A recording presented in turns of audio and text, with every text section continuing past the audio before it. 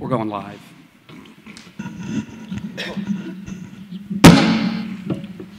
The purpose of this meeting is to conduct the business of the Gettysburg Area School District. Public comment is welcome and issues will be referred to the appropriate board committee or administrator. Comments will be summarized in the official board minutes, which will be made available by contacting the business office. Please take a moment to silence any cell phones or other electronic devices. Ms. Collins, everybody's present, but except for Tim and Lynn. Please stand for the Pledge of Allegiance. Pledge allegiance to the flag of the United States of America and to the republic for which it stands, one nation, under God, indivisible, with liberty and justice for all.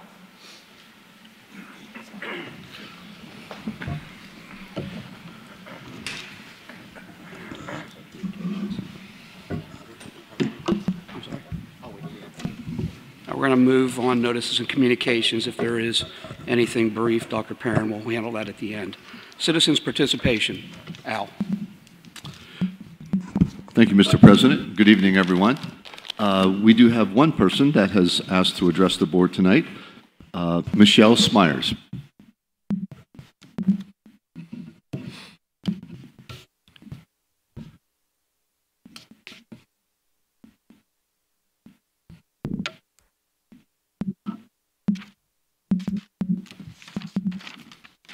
Good evening. I'm looking at your agenda, and my question is going to be on agenda number 7.1, which is the Facilities Improvement Program 5-year plan for negotiating engineering services. Excuse me, Michelle. Could you move the microphone down a little bit? Thank you. Is that better? That's a lot better. Well, now I can hear myself, too. I don't like that. That's what we do here, too. Okay, so it's on Facilities 7.1, which is your Facilities Improvement Program 5-year plan. And I'm just wondering, because I went back and I found 7.4 from January 6th of 2020, which was HVAC mechanical at the high school in Lincoln. And tonight, apparently, you want to talk about James Geddes. And I guess my question is, do you need to actually rebid this instead of offering it directly to Barton, because you're changing to a completely different building, and to me that would be outside the scope of the original project. So that's all I have. Michelle, could you, the question only you asked, I missed part of that. What was your? So your project, the original project that you awarded to Barton and Associates was from January 6, 2020, and it is for HVAC mechanical at the high school in Lincoln. But on the agenda tonight, it's for James Geddes. So my question was, do you need to actually rebid this because it's outside the scope of the original project work? So, Mr. President, I can answer that. Professional services, it's not necessary to bid professional services. okay. That's all I wondered. Thank you. Thank you, Michelle. Routine approvals 5.1 through 5.7. Not hearing from anybody about removing anything. May I have a motion on 5.1 through 5.7? Amy Beth Hodges, so moved. Second. Question on the motion on the floor.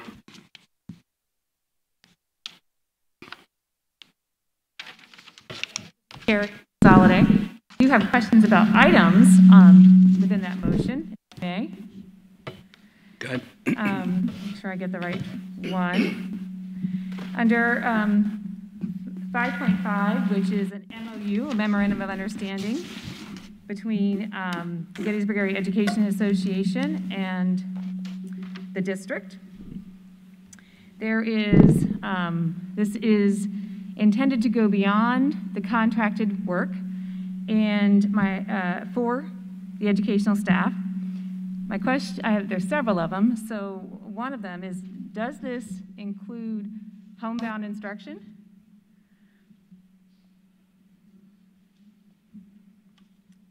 Would teachers be asked to provide homebound instruction under this contract?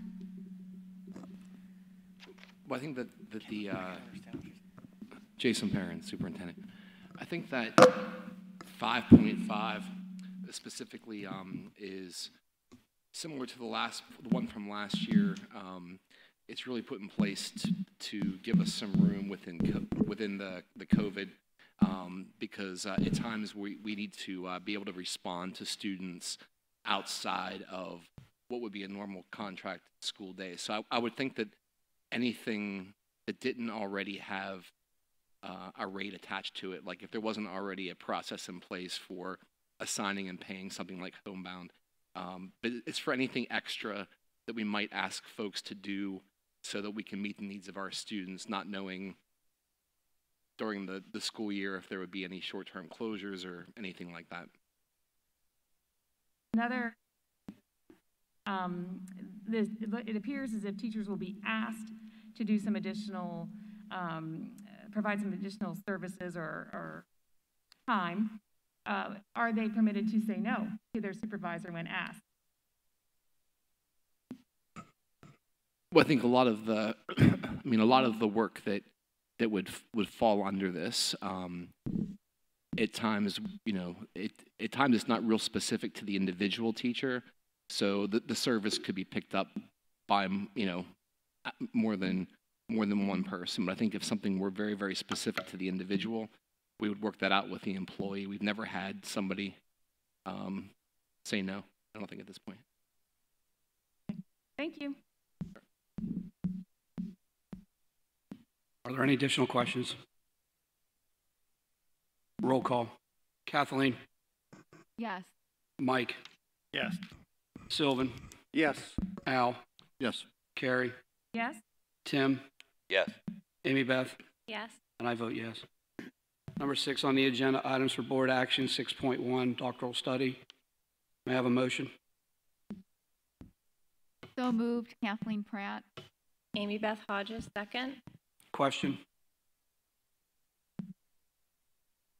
No question. Roll call. Amy Beth? Yes. Tim? Yes. Carrie? Yes. Al? Yes. Sylvan? Yes. Mike? Yes. Kathleen?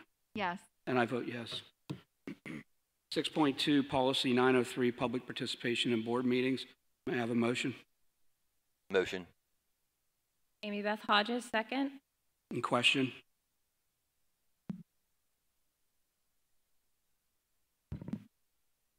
Roll call. Al? Yes. Mike? Yes. Carrie? Yes. Sylvan? Yes. Tim? Yes. Kathleen? Yes. Amy Beth? Yes. And I vote yes. Informational item 7.1, which our guest speaker spoke about. Dr. Perrin?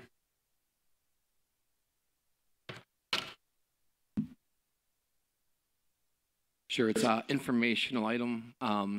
If facilities folks just want to step up and just give a overview of what the item is specific to.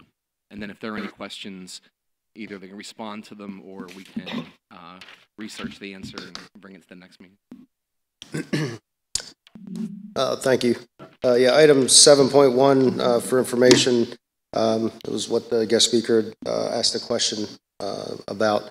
Previously, Barton Associates was approved as design engineer for the high school HVAC project, which is going on right now, as well as HVAC project at Lincoln Elementary. We are requesting consideration for Barton to be approved to do HVAC design for both the James Getty Elementary and Administration Building. The fee is stated at not to exceed 6%, which is industry standard and also consistent with what we've agreed to at the high school. And also mentioned in here the project construction component of this for James Getty and admin may or may not run concurrent to Lincoln based upon how design timeline would go and what we feel appropriate with market conditions, excuse me, at that time. So that is 7.1.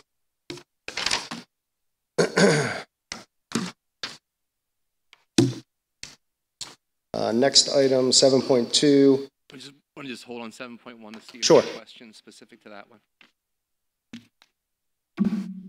Does the board have any questions on 7.1? Yeah, actually, I do. So, as the solicitor mentioned, it's not required to rebid or get anyone else to throw their hat in the ring.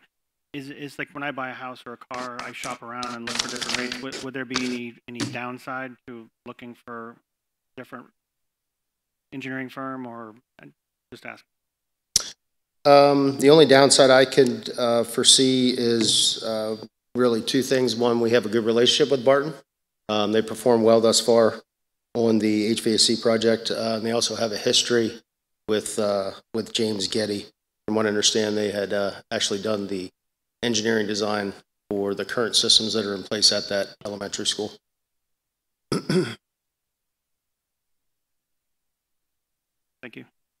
And just to follow up, you said the industry standard is 6%. So would you anticipate another engineering firm coming in at 6%? You checked. Yeah, so for a job or a project that's going to come in around between 5 and 10 million, maybe a little bit more, 5.5 to 6% is industry standard. Obviously, the higher the construction estimate, the lower the percentage, just because they'd be gaining more dollars. But 5.5 to 6% is consistent. Thank you.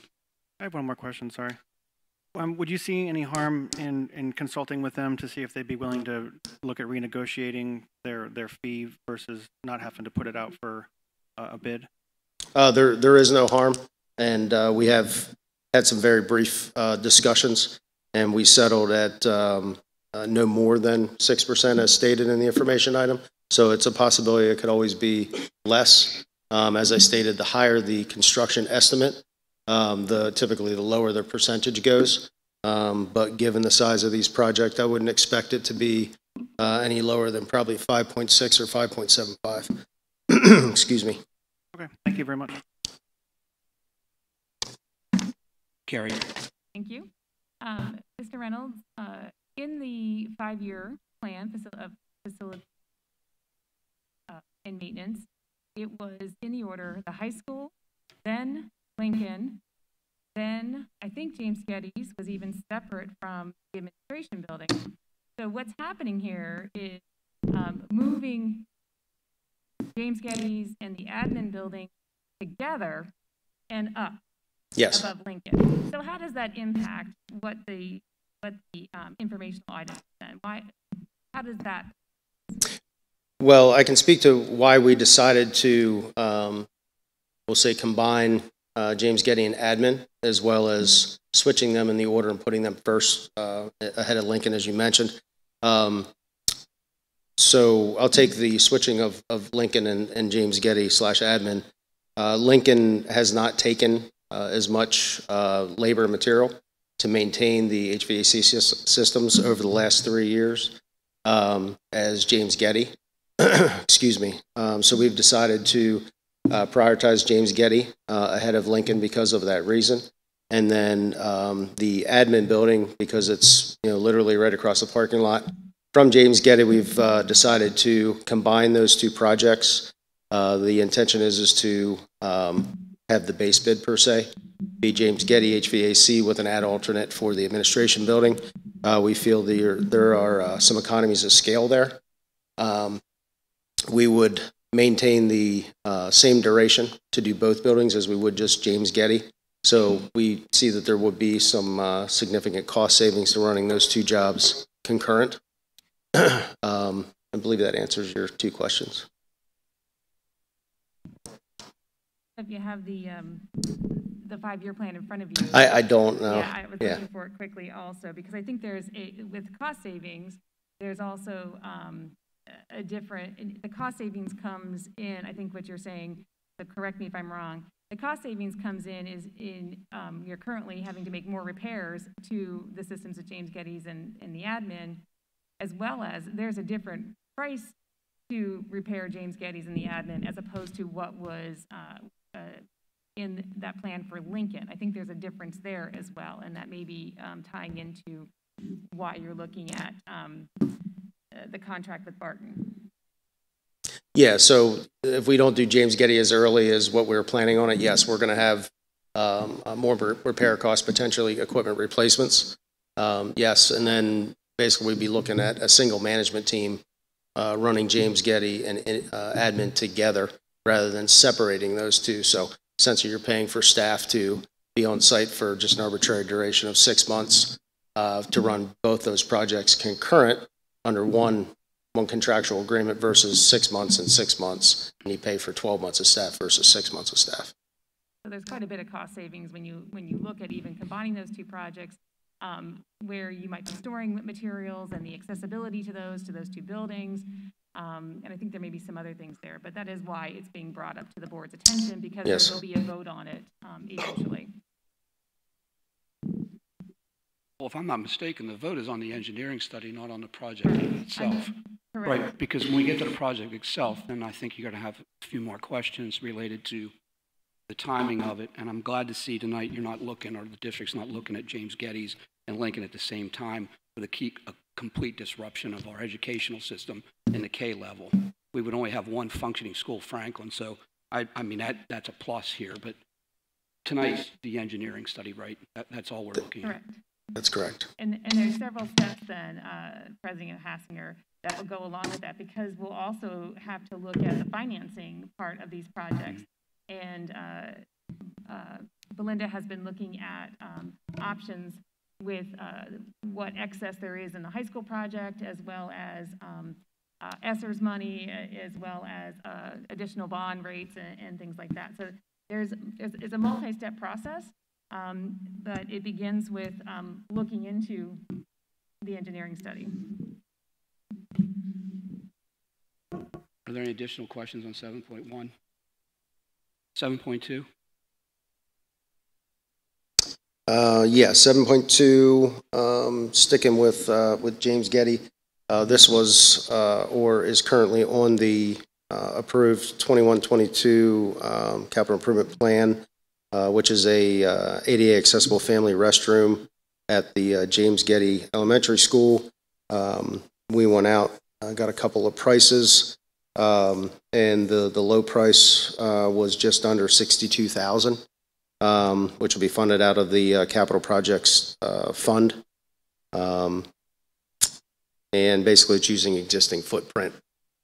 We're not going to be adding any square footage to the building. Question. Tim? Two things. One, we just had the facilities meeting, and I was wondering why that wasn't brought up in that facilities meeting. We didn't talk about this at all.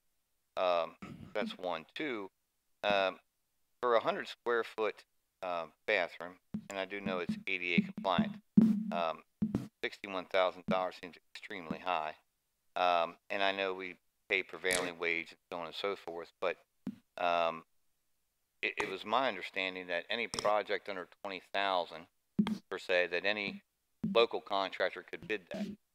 And if you're not paying prevailing wage and those kind of things, and the overhead of a general contractor, you could probably get that bathroom done for $20,000 or under. Speaking to the cost, we actually got the other cost that we got, or price that we got, was I think around $80,000 or $82,000.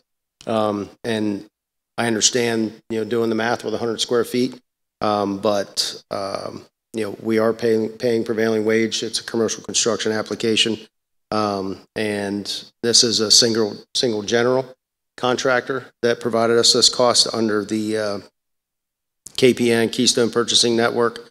So they are, I guess for all intents and purposes, pre-approved or pre-qualified. And then they will sub out from there. So with the appropriate markups on their sub-tier contractors, I don't think personally $62,000 is too far out of line for that project. I think that $600 a square foot to a bathroom is a little out of line. At 100 square foot, you're only talking about one mode and a sink, and whatever interiors you have. I don't see that costing that much, and what you get for that, touch out of line. Understood. Right, and I can speak to the fact that it wasn't on finance facilities agenda, being that it was already approved as part of the 5-year plan. So we tend to run the things through the subcommittee that have not yet been approved. And then once things are approved, we still bring them as information before we move into action. Yeah, and Tim, I'll just add, you and I didn't have a chance to talk, and I actually like that idea. Even though the board approved the 5-year plan, as we're looking ahead as it comes out of finance, I think the best practice is that this comes before the board as an information item, because situations can change through the year that may change our priorities, and this particular item may get bumped down 1 or 2. So that's on me. I should have said something to you before we came in. I did get an answer earlier today. Mr. President?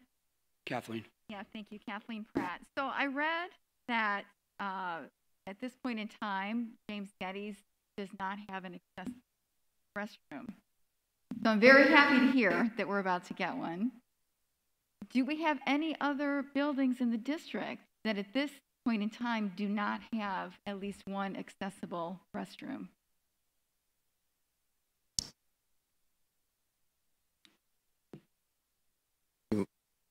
Probably have to, I would probably defer to Jim Hoffman on that. Yeah. He's here this evening. We probably have to look. Well, check. can you I don't please- think, I think that was, I think that was the last one, if I'm not mistaken, right, Tom? Well, high school, middle school, obviously they have, James Geddes will have. Lincoln may not. I can verify that. Okay. I But know yeah, Jim- I did ask that exact question, but I don't know the date of the meeting. We were doing Zooms at the time, and I did ask Mr. Hoffman. I was surprised that we didn't have a handicapped accessible bathroom within our school. I definitely think it's appropriate. Of sure, the cost I couldn't necessarily go to square footage, but I thank you for the work because it definitely needs to be done. Well, thank you. If you could please get back to the board on confirmation that all buildings at this point Sure. have one except for Geddes. Thank you. Are there any additional questions on 7.2? Mr. Reynolds, I don't want to put you on the spot, but you're here, and while it's not on the agenda, would you please give the board a brief update on the high school project so that we understand where we're at in the process? Sure. Really not a whole lot different than where we were. I believe it was 2 board meetings ago I was here. Other than we've made about 6 weeks of progress in the D wing, which is the auditorium end of the building.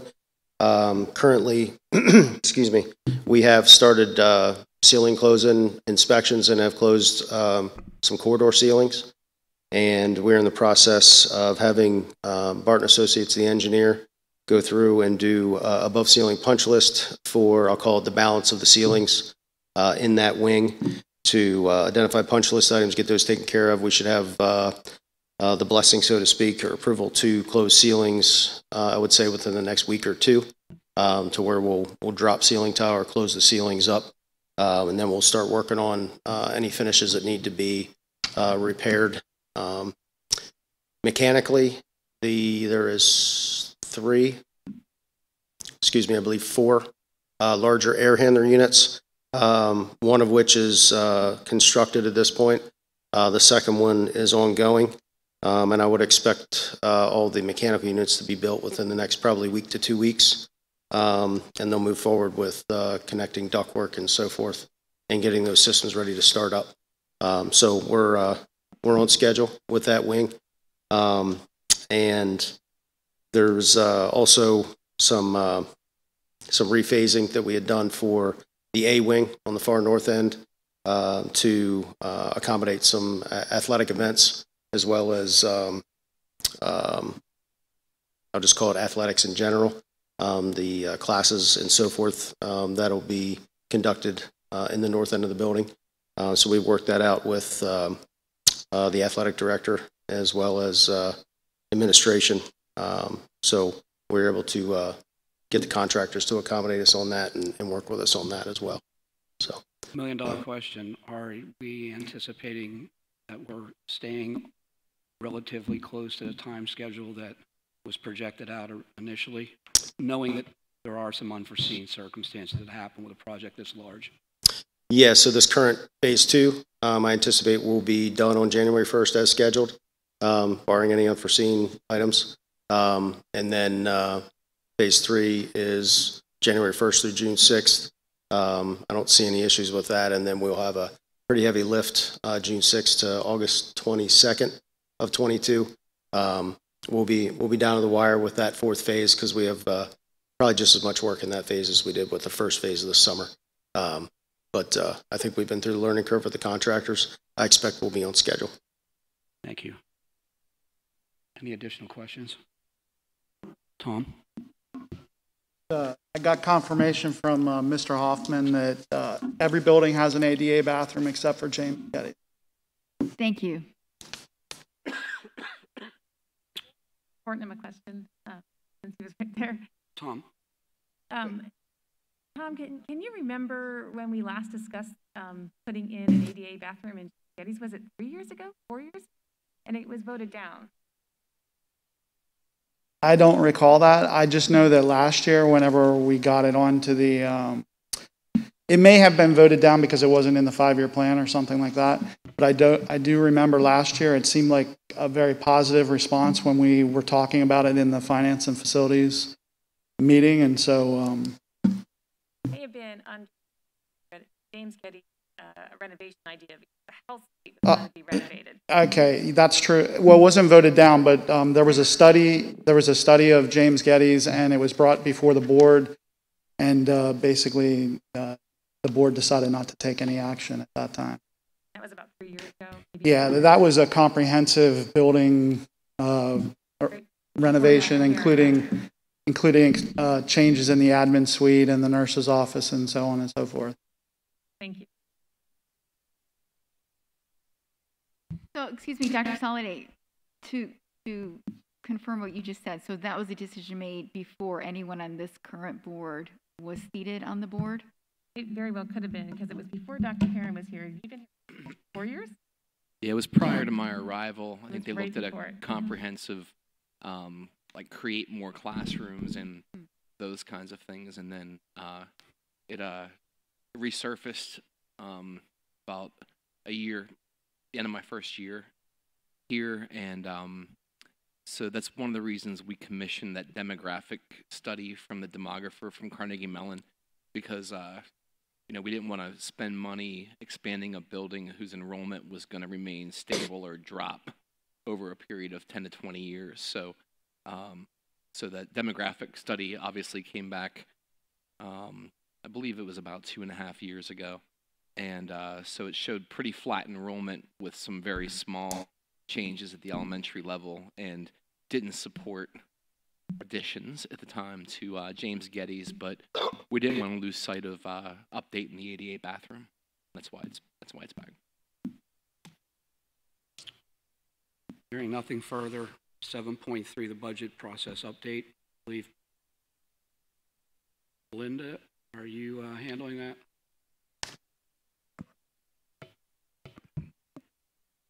Sure, I can just tee it up. We had talked this summer about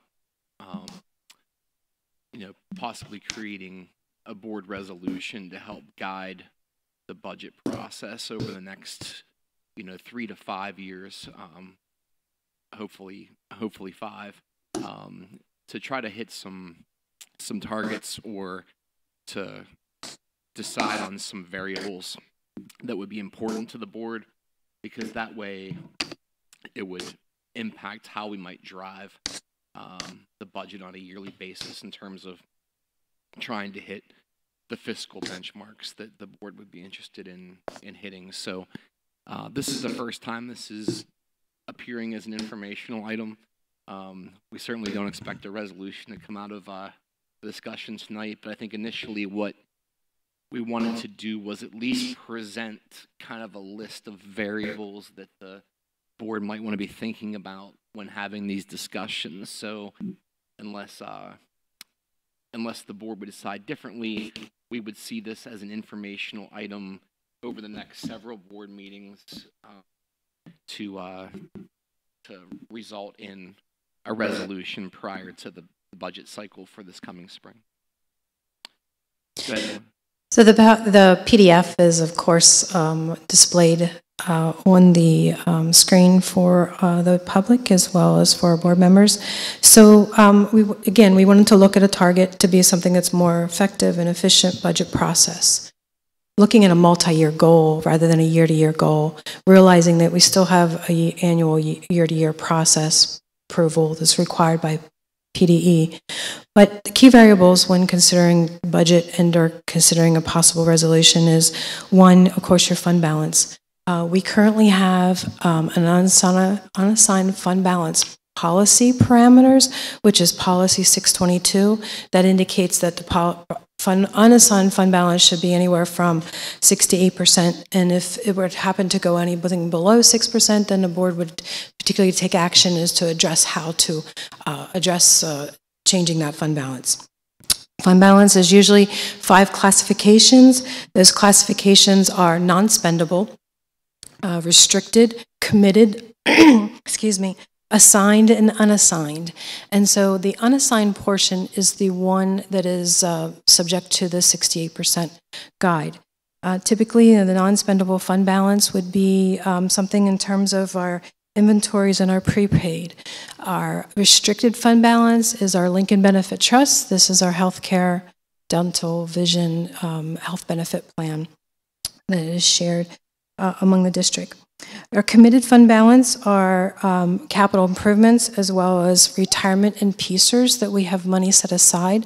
And of course, the assigned fund balance is the annual appropriation during the budget cycle that we assigned fund balance used to do the stopgap between revenues and expenditures, because for the past few years, the revenue and expenditures have not been equal, and that would be the goal, is to address making sure that your expenditures are equal to your revenues. And as such, then, the budgetary reserve will change on an annually basis, and it's pretty much appropriated at the beginning of the next budget cycle. And then, of course, your unassigned fund balance. Your revenues, in general, are your local, state, and federal sources. Local is in terms of real estate taxes, earned income, the assessments, and so forth. You also have your state revenues, which is typically your basic education funding, your special education funding, along with some other key terms there. And federal sources are your title programs. We have 1, 2, 3, 4, and now also COVID, ESSER, ARP funding lies within the federal sources. Some of the areas that we're unable to control the growth to a certain degree is the local assessment market growth. You know, whether it's growth or decline, we're not necessarily controlling that. For example, someone may decide to go to the Adams County Assessment Office and ask for a reassessment on their parcel. And that very well may be granted. The district has no control over that assessment change value that would occur, nor when the exact timeline of when new construction will actually become part of a parcel that we're able to tax and receive funds for the parcel. So while we can estimate what the growth would be and knowing when those developments come in, it is not a sure sign that those parcels will be sold and all a part of the tax rolls. Local earned income is another area. While we have the percentage outlined as to be 1.7% of local earned income that comes to the district, we've seen a drastic change in local earned income, especially over the COVID year. If you'll recall, when we were planning our 21-22 budget, we brought down local revenue approximately 6 to 10%, simply because it was COVID related, unsure of how employment status was going to be, not knowing how the return was going to be coming in a timely fashion. Since then, the growth has been tremendous. More expected growth in earned income than what I think York Area Tax Bureau had expected, as well as the district. But we always want to keep in mind that's a little bit hard to iron down, simply because, you know, economic factors are part of that growth. State revenue. We are typically, on an ongoing basis, flat funded. So, you know, we typically see the same amount of basic ed subsidy as what we have in the past years. We have been flat funded for the last 6 years plus on special education funding, transportation funding. So it really pretty consistent. If any growth in state revenue, it's usually less than 2%. But we typically take a look at that during the budget cycle. Another large area of our budget that is really not on control of the district is the charter, brick and mortar, and cyber charter cost. They have greatly increased during the year of COVID. And in fact, the next board meeting, I'll be sharing some charter school cost analysis with the board and with the community too. So you can see where we were, where we've come, and what we could expect in terms of charter enrollment numbers, charter cost, and also the efficiency and the data associated with performance and proficiency between Gettysburg and charters. So that's up and coming. Another area of uncontrolled growth, of course, is special education services. They continue to climb. So, of course, we provide all level of services for our students and whatever needs they are. And our healthcare cost is also increasing. For the 21-22 school year, they were approximately 3.5% increase over prior year's numbers. Next year, we are already preliminarily looking at a minimally of 8% increase, and largely due to some catastrophic claims that we are experiencing.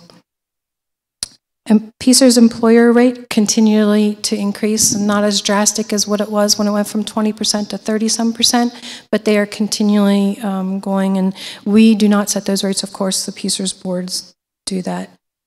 We are also seeing big difference in speaking in terms of the construction costs, as to what Mr. Sigmund has mentioned a little earlier with the building.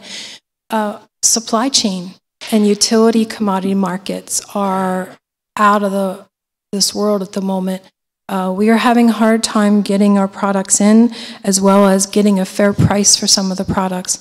For example, crude oil is about $83 a barrel, and typically in normal conditions, it was like $35, $40 a barrel. So that's just a prime example of how in 1 year's time the commodity has increased. And typically we don't have a control per se over what the price is going to be, even though we can estimate during budget cycle.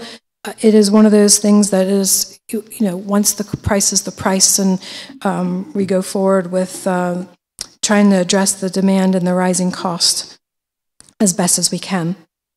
Our substitute services and retention. Of course, this has always been an issue, or not having enough coverage for our staff and just coverage of classrooms. So while we have a substitute service in our facilities and that we use regularly, it still has increased, and we still are finding some, you know, sometimes that we're going without coverage, and so therefore the additional compensation may be required in terms of an MOU with the association. Other areas are the existing contracts that we already have in place, agreement, and as well as our debt. Our debt is pretty much set at 1.88 mils. That's a little over $5 million out of a $60+ million budget. And so that is consistent, and that'll remain in force to continue addressing any future projects that we have. So we'll maintain the debt structure that we already have, as well as stay consistent with those mills that are appropriated. Some success that we've had over the past year, at least from me being here, that I like to share, that I think is of value, is the capital projects and the set-asides that we have been doing. I mean, the district has continued to set aside funds to address the capital needs, rather than letting the infrastructure fade away and having more of an issue or a problem with addressing some of the facility needs. What I'm kind of pleased about is the debt structure, simply because when we went into bond borrowing, we've hit some record low numbers on interest rates. So 1.36% interest rate on some borrowing of funds is just absolutely unheard of. While the interest rate market is still good, we are probably looking at about a quarter basis points, so a little bit more higher presently than when we locked in our future rating. Likewise, with the stability of the financial profile of the district, we have an excellent bond rating. Standards & Poor will look at the district and determine we are a AA+ rating, and our stability is based upon how much fund balance we have and how much we are able to weather the storm, and what our debt structure looks like, and how much available funds we have in the event that something were to occur or something to help carry us through. So the actual fund balance is looked at pretty heavily with a bond rating market, and it's nice to know that the district's rating is very solid, is AA+, that there is no concern with obtaining future borrowings and at certain conditions.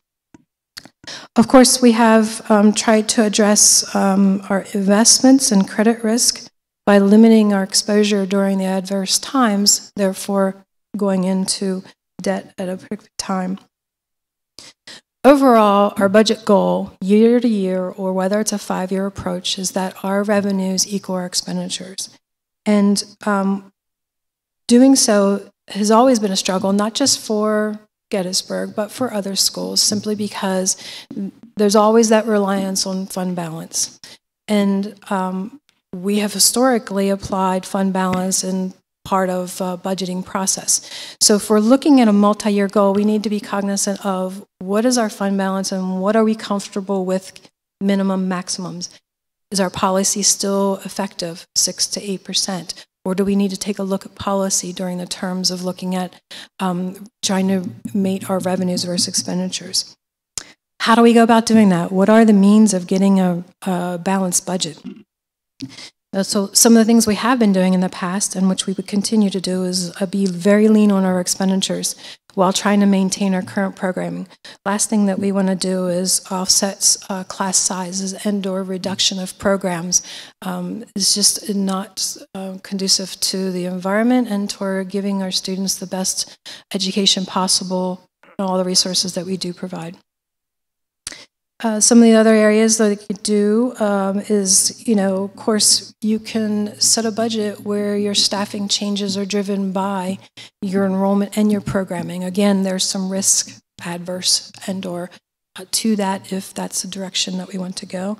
And of course, typically your last phase is, to look at what would a tax increase be, what percent, is it a mill? Is it something other to address the deficit or shortfall? It's a little hard to read. I apologize for the general public, but this next graph basically shows that where our district has been in terms of the general fund since 2007, and the it's expense compared to fund balance and revenue. And so your fund balance is the bottom gray area. As you can see, from 2007 to 2020, it has its swings. It's up and down, and it's presently on increase. And then, of course, your 2 lines above, I believe the green line is the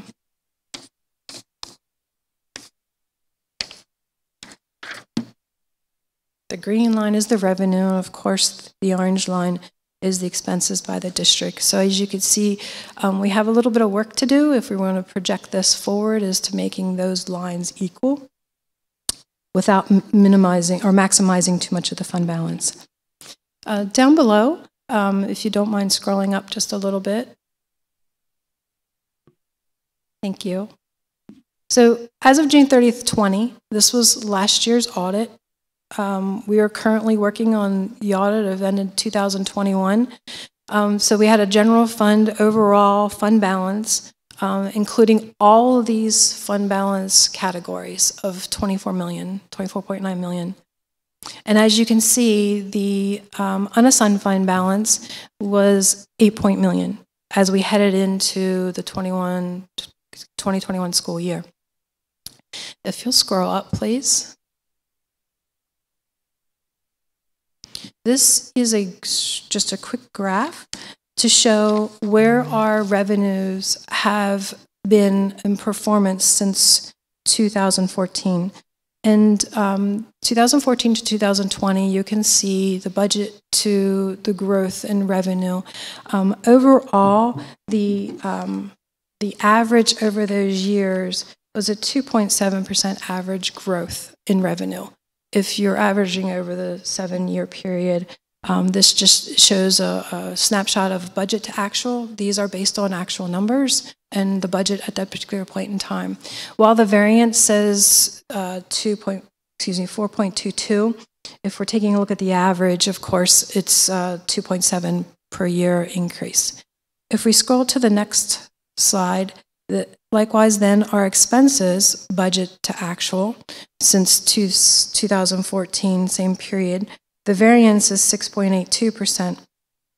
And as you can see, the budget to actual in some years were very close. The last few years of 2018 to 2020 was put in place, it was a portion of the budget that was set in order to help generate some stopgap money for our construction costs. So while you can see that we have budgeted for, the actual expense came in a little bit lower, but then of course we assigned some of those funds.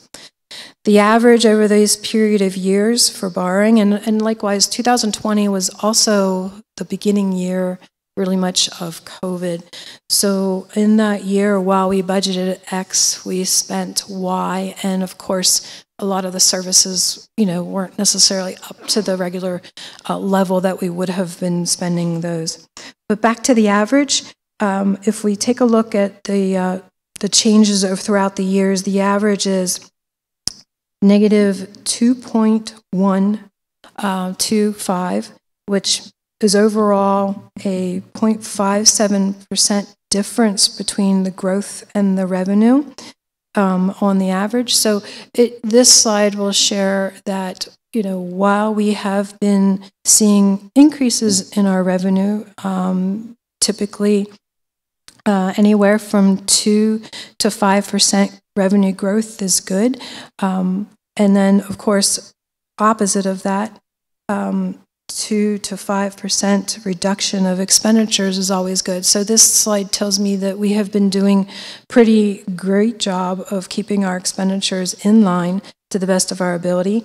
And the next slide then, of course, will show where we anticipate, and this is very early on, where we anticipate our fund balances to be at the end of June of 2021.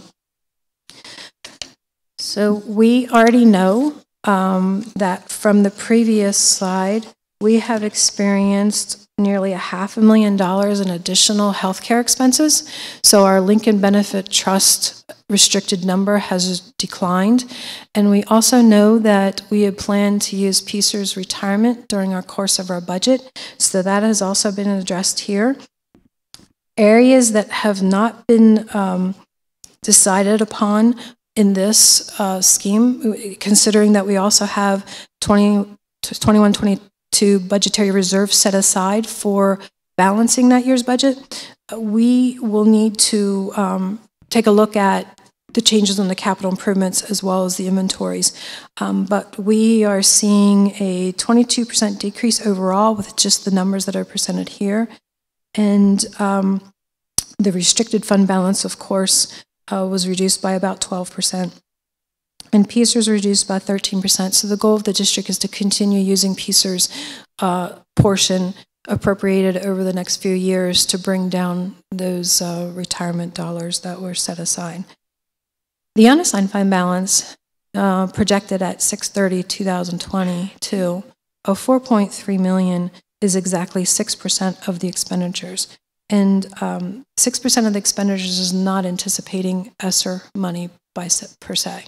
So we took a look at the expenditures, dropped ESSER money back out to figure out what the bottom line was, and the fund balance that we were projecting then, of course, is 6%. So as it stands right now, we are within our fund balance policy, but if we were looking to help develop some key information variables to set up towards a resolution, we'll need to look at how we want to address fund balance as well as what we want to do and set parameters for expenditures and revenue. Thanks for the the 2-pager with the graphs. Yes. Thanks for the concise overview. You know, as you're all aware, there are many budget variables that we have to consider, and they all interact with one another. You push in one area, pull in another, and all those things kind of work together to create kind of our yearly budget. So, you know, you could spend a long time talking about each one of those budget variables. My recommendation to the board, unless somebody has another idea, would be to let our team come up with a draft of what a resolution might look like, and then have the board react to it. I think there are things we want to put in place. You know, one of the things that people don't think about very often, but it's really important for at least the taxpayers in the community, is that the most savings we can provide for our community is keeping our bond rating where it is for not only current borrowing but future borrowing. It's far greater savings than any small increment tax increase that we would ever do as part of a school district budget. So we want to make sure that we put a resolution together that preserves our bond rating and still deals with the variables in a way that the board would be comfortable with. So if there are unless there are any objections to that process, we could come up with, say, a draft resolution and then have folks react to it. Makes sense. Carrie, Dr. Perrin, you've been committed for the first budget you were actually carrying out was not your budget, but once you begin to carry out the budgets, you've been committed to get the revenues and the expenditures very close and saving those off, and it looks to be like it's working. And one of the things you've done for the last 2 years, I believe, is that you, the smaller spending on the actual is, the smaller spending, not what you're referring to with the bond, but the things that have to do with programs and purchasing consumables and things like that, were based on the 17-18 actuals, which would be 2 years prior, not the most recent years. Were you considering also adding something, a commitment like that to this resolution? Yeah, I think that, you know, with a resolution, we would look at so over X period of time, perhaps, if our goal would be to have revenues equal expenditures, which I try to do in my house, you know, to the best of my ability. So if we want revenues to equal expenditures by X date, then we chip away at that over a period of years and look at that more as a long-term goal. Because there are other things that we want to keep consistent, like a fund balance at X%, for instance, because we do want to keep that bond rating so that when this district does borrow, I'm even talking about well past when all of us are either board members or working at the district. We want to be able to preserve that for future boards, you know, future administrators, so that the community is always getting the best rate when it doesn't, when it's in a position where it has to borrow for projects. So those are some of the key variables.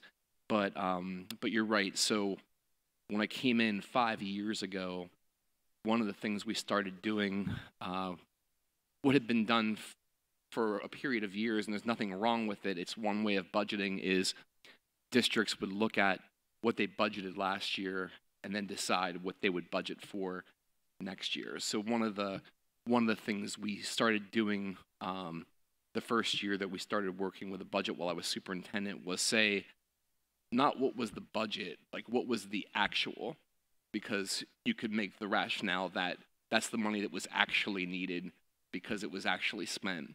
So that then became the target, which enabled us to reduce expenditures over a period of time. And each year we've basically then said what was lower, like last year's actual or back when I first came here 5 years ago. And so our target has really remained the 16-17 actuals. So even for the current year, for instance, 21-22, with the monies that we have control over outside of the things that Belinda listed, for things that we might buy within the buildings like supplies and those kinds of things, we've actually kept those at the 16-17 actual level even through the current budget. So we could include those kind of things in a resolution, and then it provides a roadmap so that, as I mentioned at the previous meeting, you don't want every budget spring to seem like Groundhog Day, like it's brand new. So if we can set some long-term goals, say over a period of 5 years, we would like X to happen. It can help us get there if there are some consistent norms and beliefs on the board that we can put on paper and help drive that. So I just think that it might be more beneficial for you all's time as volunteers if we came up with a draft, because then you can go anywhere from a draft. But if we come up with a first draft and then folks could react to it, that might be helpful. Thank you. Belinda, when will you see the growth from all the development?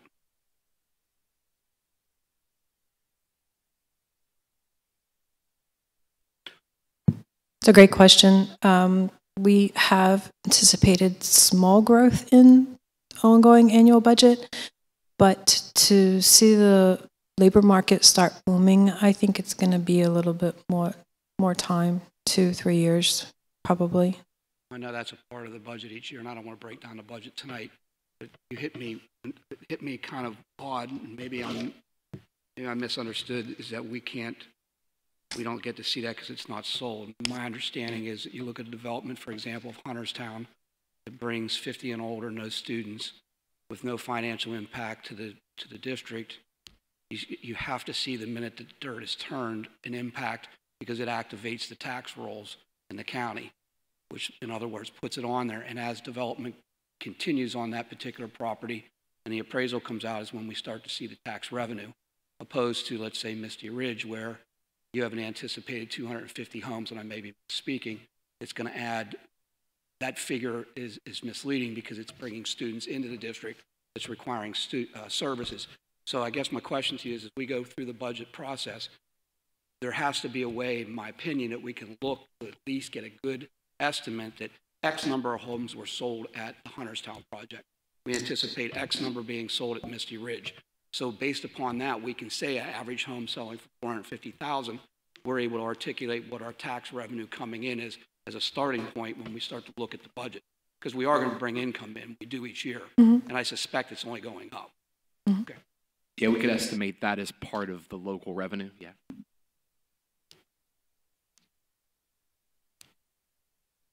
We could use our interim tax rolls to help generate that information. I understand, but the whole point for me, I guess, in saying this for months about a tax resolution or a board resolution that makes us a board, not only our board, but a future board, spending what they bring in the same as everybody does in their house, we have to have the way to be able to articulate or to figure out what income or what revenue we're coming in with to a degree. And I'm not saying you spend all that revenue, but if you're bringing in X, you're only spending X. And that X is going to change each year with development coming in and how successful development is. I think we're in a boom right now. Most people don't want to believe that, but those homes are selling out there. That's an everyday occurrence. It's moving. So there has to be some windfall to the district to offset our expenditures. I don't know how much, but there is some. Yes, we could definitely report that out. Dr. Perrin, the only thing that I ask is that draft resolution be as expeditious as possible, that we really take a good hard look at it and give recommendations without it being something that's really upon us, and we have a short period of time to look at it. Yeah, I think that, our goal as an administrative team would be to hopefully have the board approve a resolution before winter break. Dr. Perrin, Kathleen Pratt, I want to commend Ms. Wallen and your entire team for this kind of what I would call board development. This is fantastic. I fully support you bringing forward a draft resolution to the board. I don't know that I'll be here when that happens, since I will no longer be on the board at the end of my term. That being said, you know, we have the potential for 4 new board members to be sitting up here in December. So what is your plan for their understanding of this? And I assume they'd be the ones to vote on your resolution. We could, I mean, what we would do is make this piece of the work that we do as a district part of board development. I think that we would have to, especially given everything that districts, us being one, are dealing with in the current, the current school year. This is a challenge when everything else isn't going on. So I think that this is one piece of a many-piece offering that we would just have to make as part of board development and onboarding for new folks coming on to the board. All right, thank you. Mr. President, I have a follow-up, actually, question / request from Dr. Perrin. So I'm in favor of the administration and your team putting together a draft resolution for the board to discuss, but I would encourage the board leadership to consider possibly putting together an ad hoc committee, or maybe a possible permanent committee that meets quarterly that can discuss the budget proposal and some of the initiatives that we're trying to get off the ground here. Because I think just introducing them in a board meeting as an information item and trying to discuss during the regular meeting can get lengthy, and people don't have the time to prepare. But if there's a scheduled committee meeting that's devoted to that, you'd probably be more productive in terms of outcome.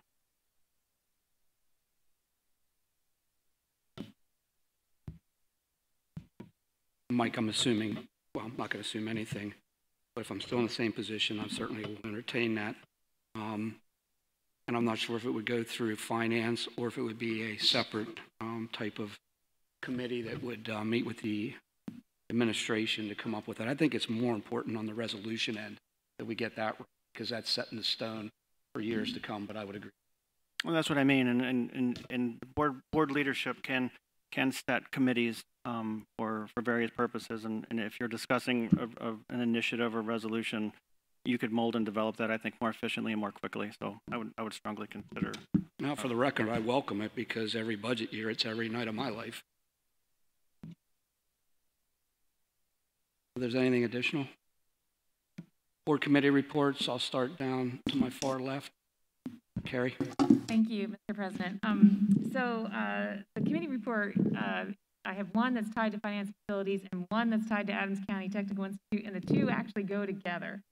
So 2 months ago, the Adams County Technical Institute leadership shared that Adams Electric Cooperative was looking to get out of the business of having building lots that the Adams County Technical Institute used for the buildings and trade students to build a house and sell a house. It's been a very successful program for a long time, even before the Adams County Technical Institute came into existence. It was under the Gettysburg High School Buildings and Trade program. So the Adams County Technical Institute leadership was given some ideas about where to perhaps seek another partner. They reached out to the local Habitat for Humanity. And what looks to be coming out of that is a win-win situation.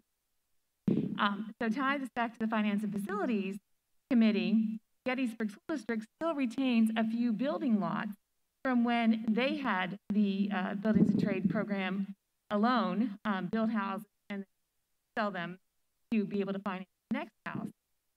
So Adams County Habitat for Humanity is looking to purchase those Gettysburg School District building lots. There's still a Adams Electric Cooperative building lot. Those lots could all continue to support the Adams County Technical Institute Buildings and Trades program, where they build houses and then sell them to the community. It is a win-win also, because there's a need for affordable housing in the county.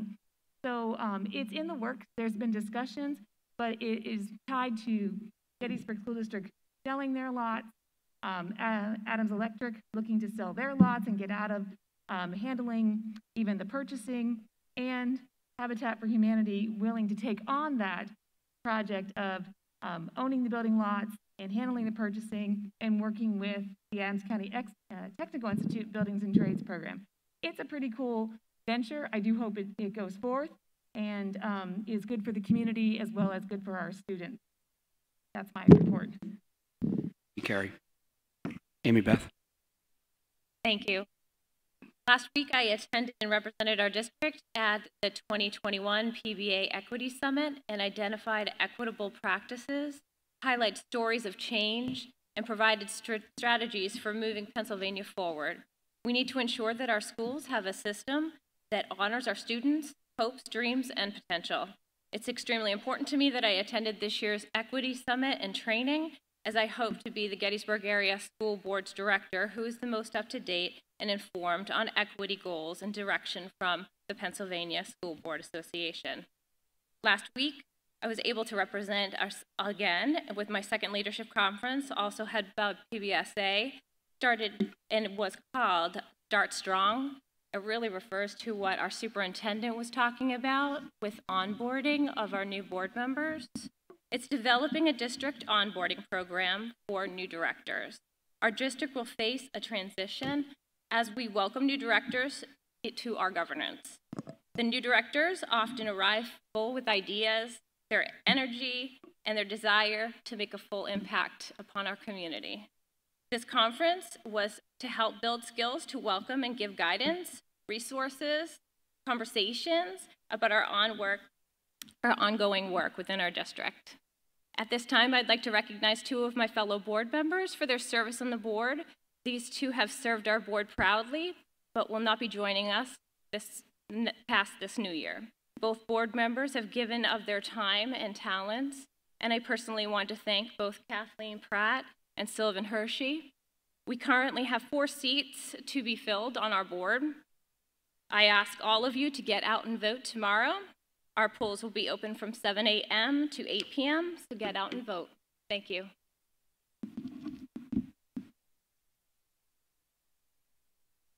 Thank you. Mike. Yep, the policy committee met on October 12th, which brought forth policy 903, which is our agenda item 6.2. We'll be meeting on the 9th of this month at the administration building at 4 p.m. for our next in-person policy committee. Thank you, Mike. Program reports. Sure. Dr. Lay. Dr. Lay. Evening. Chris Lay, Assistant Superintendent. As part of the comprehensive planning process, Gettysburg Area School District has launched our climate survey. In recognition of the importance of school climate, the Pennsylvania Department of Ed has developed a survey to assess the perceptions of school climate and safety among students, parents, staff, and community partners. This survey is intended to provide a snapshot of current data around the aspects of Gettysburg School District that support a positive learning and working environment and promotes academic success among students. The survey is open now. Computers will be made available in our 3 elementary campuses in the middle school this week during parent conferences for parents who wish to take the survey at school. Communications have been shared, which provide a link for the parents and to access that in our identified community partners. This week, there will be time designated for grades 3 through 12 for students to complete the survey at school and for staff to complete the survey as well. It is open until November 30th, but our goal is to get as many families and students and staff to complete that this week. We have developed goals at each of our buildings for a completion rate of 80%, so we'll continue to monitor the response rate and send out additional communications as needed. Thank you. Thank you. Melinda.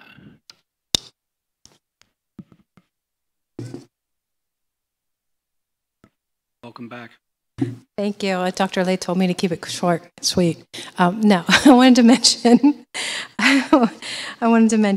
again that next board meeting will be issuing some information about charter schools. So that information will be up and coming, as well as there'll be an agenda item forthcoming to request a board of directors to take action on a broker of record change, which is simply changing or recognizing the agency in which holds our insurance policies to another agency. And so I just wanted to kind of give you a brief update as to that expected to come. It'll be a simple letter just stating as who the new broker will be and what coverage they will be handling for us. And that's all I have. Thank you. Thank you, Belinda.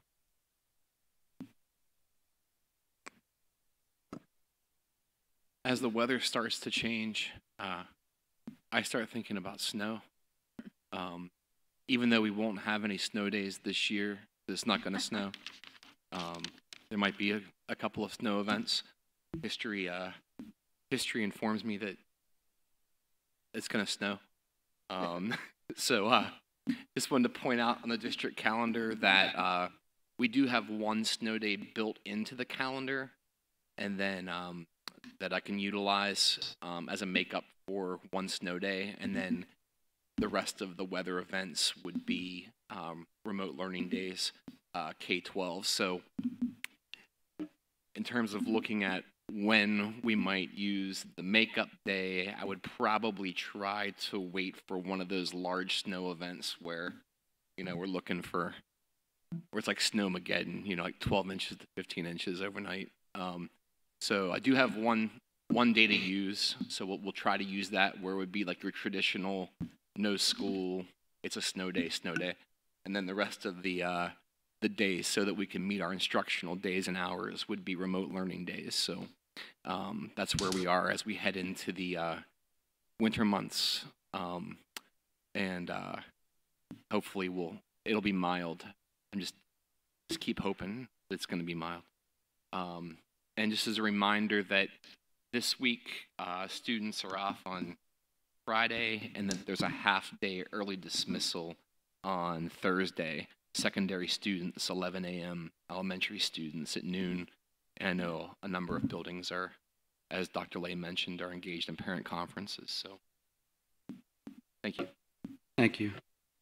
Our next meeting will be held November 15th. If you look on the agenda, it's to be determined.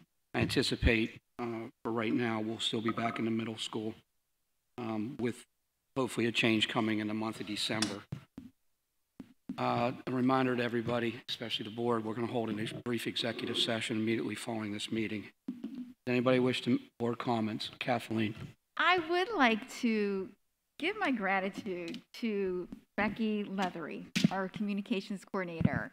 I've got to say, in this time of, I'm just going to say it, general angst, it is so delightful to get into social media and see the coverage of our students in the schools. Their happy faces, the really cool things they're doing, how cool our teachers are. And I have to just say that when I see those postings every day, it just makes my day. So thank you, Becky. Al Moyer, just wanted to thank Dr. Perrin for building into the calendar one traditional snow day, a little retro throwback that it's not totally missing for students. And I think it was a parent suggestion last year at some point, and I supported it, and I was happy to see that it's embedded in next year's calendar, or at least it's planned. Thank you. Sylvan. I just want to thank Belinda for her presentation. First of all, for her ability to speak that long on a topic that people don't necessarily understand, but the complexities of how a budget is put together, you demonstrated quite well this evening, both on the screen and verbally. So congratulations, well done. Hearing nothing, may I have a motion to adjourn? Motion. We stand adjourned. Thank you.